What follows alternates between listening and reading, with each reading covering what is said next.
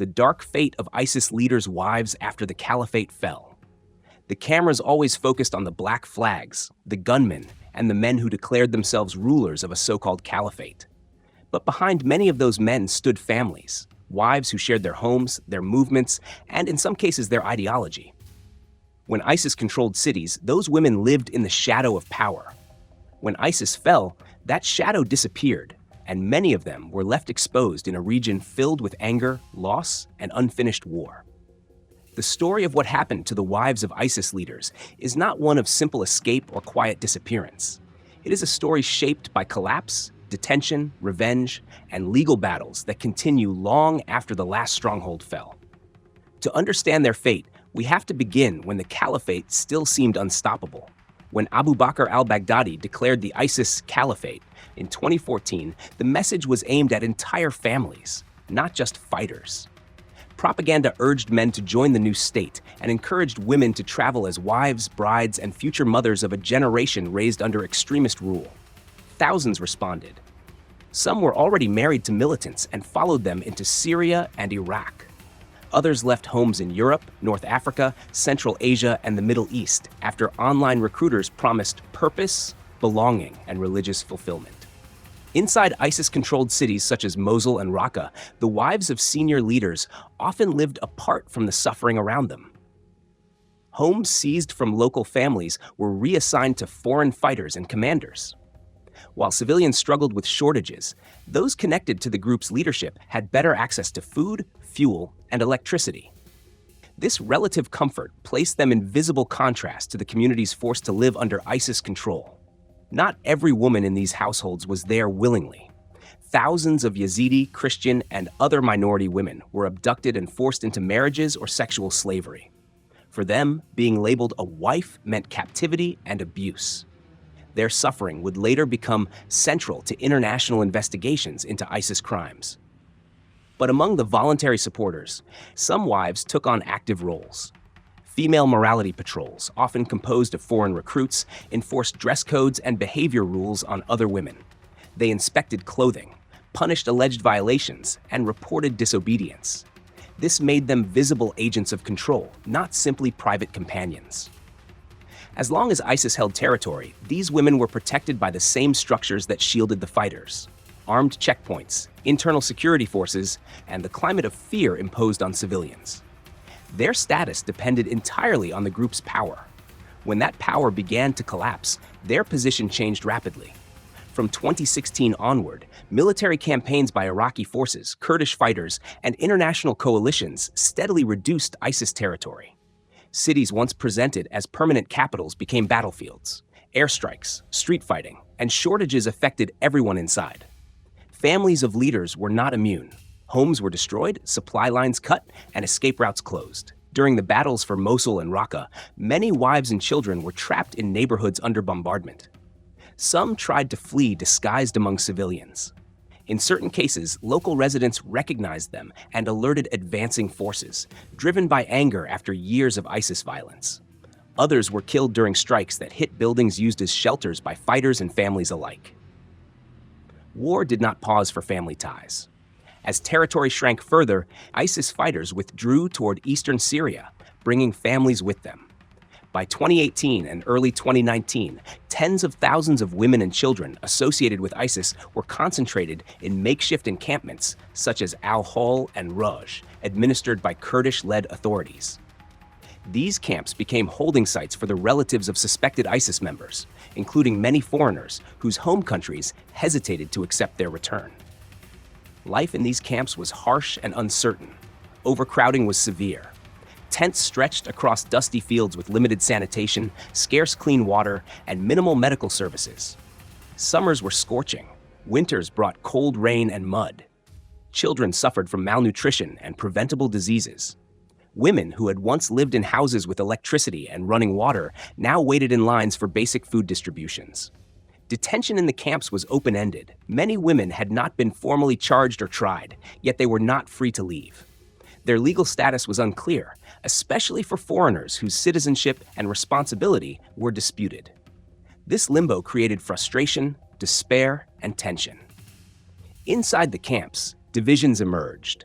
Some women remained loyal to ISIS ideology and formed informal networks that pressured others to follow strict codes of dress and behavior. Those seen as disloyal, cooperative with authorities, or interested in leaving extremist beliefs behind could face threats or violence from fellow detainees.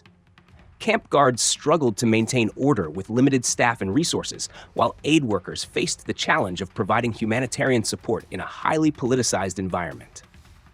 Beyond the fences, local populations carried deep trauma from ISIS rule.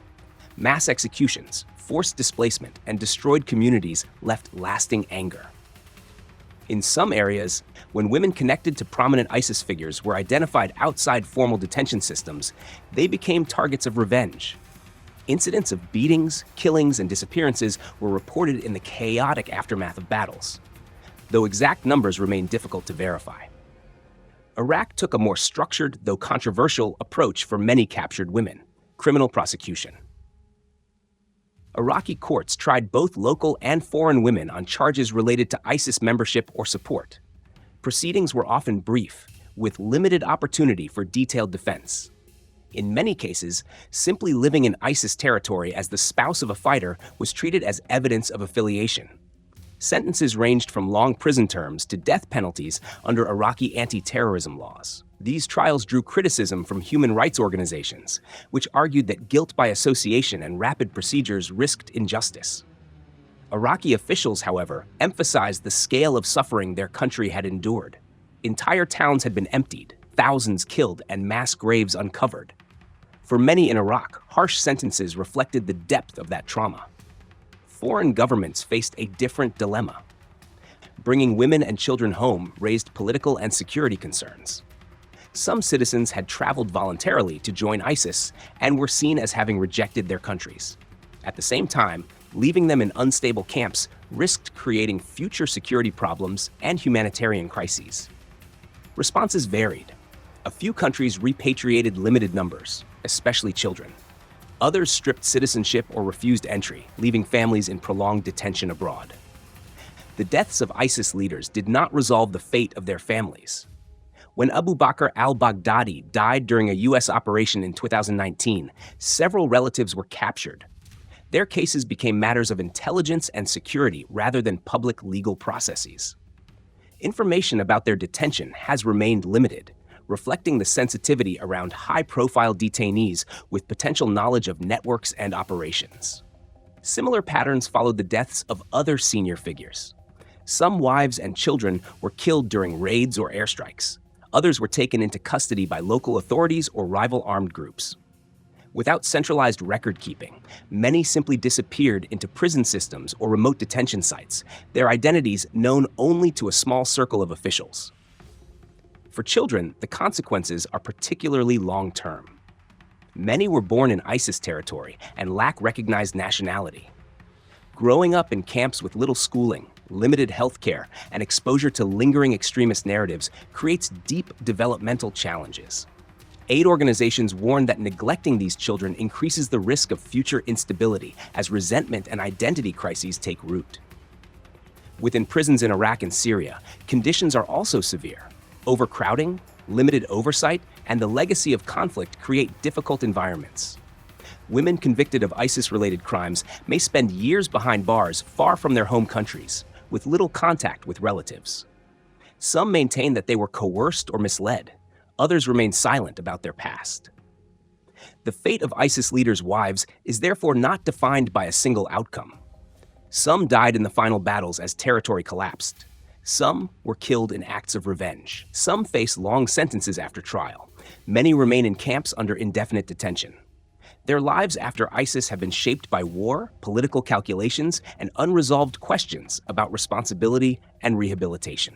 Their stories are tied to a broader dilemma that persists long after the fall of the caliphate: how to deal with the families of those who supported or benefited from a violent extremist system. Among these women are those who actively enforced ISIS rules, those who followed husbands out of loyalty or fear, and those who were themselves victims of coercion and abuse. The lines between perpetrator, supporter, and captive are often blurred.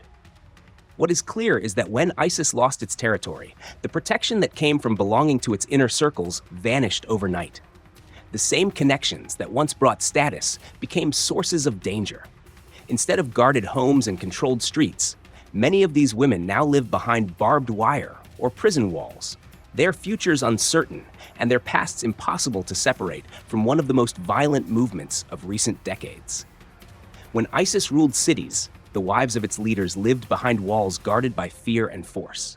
When that rule collapsed, those walls fell away, and they were left to face a world marked by anger, loss, and legal reckoning. Some ended up in prison cells, others in crowded camps, and some never emerged from the final battles at all. Their stories remain tied to the larger question of how societies deal with the families of those who built violent systems. Long after the black flags came down, the consequences of those years continue to unfold, not only for the victims of ISIS, but also for the women and children left behind when the so-called caliphate disappeared.